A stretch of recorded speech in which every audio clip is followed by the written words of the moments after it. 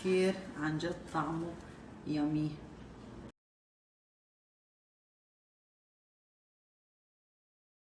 هنعمل مع بعض اليوم بلو بيري وبلاك بيري مافن كتير زاكي. ممكن تغيروا نوع الفواكه، ممكن تعملوه سادة او بالشوكليت او بالفانيلا اللي بدكم اياه. اليوم هنعمل بالبلو بيري وبلاك بيري. عندنا المكونات 2 كوب طحين، كوب سكر، كوب بلو بيري، وعندي نص كوب بلاك بيري، 3 بيضات مع بشر ليمونة. عندي هنا كوب الا ربع كريمة، وعندي هنا 4 معالق كبيرة من الزبدة السايحة، ومعلقة ونص عصير ليمون.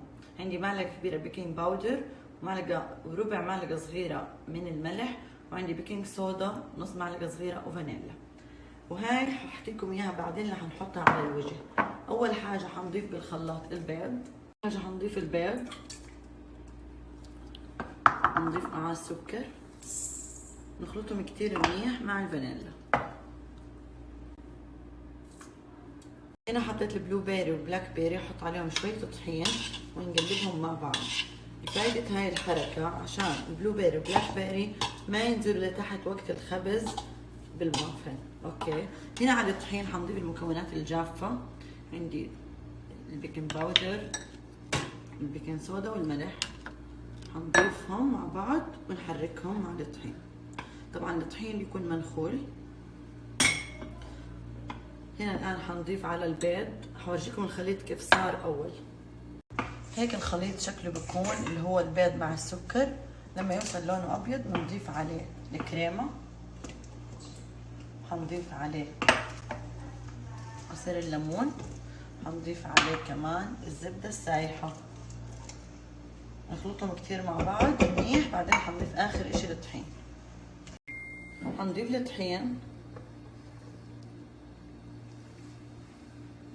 ونحركه مع كل المقادير.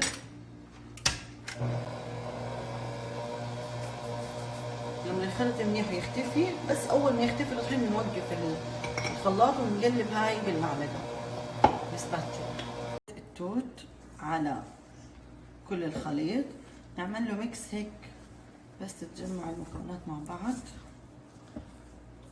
خلص هيك بصير الخليط جاهز معنا، بس بدنا نحطه بقوالب المافن. اوكي، حطيتهم هنا، رتبتهم.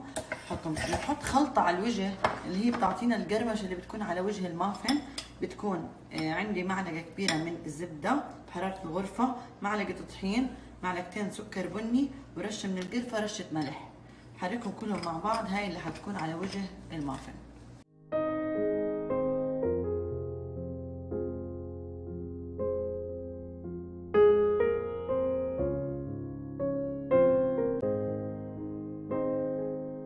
بعد ما حطينا المافن هنا جوا الاكواب، حنحط عليه الخلطة هاي.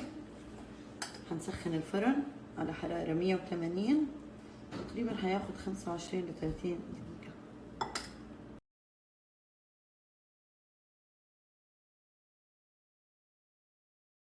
اخر حاجة طبعا بعد ما طلع من الفرن، رشة سكر بودرة. وهيك بتجربوا ألذ مافن. طبعا زي ما حكيت لكم، فيكم تغيروا الحشوة ما يكون توت، ممكن تحط شوكليت، مكسرات، فواكه مجففة، اللي انت حابينه. كتير عن جد طعمه يامي.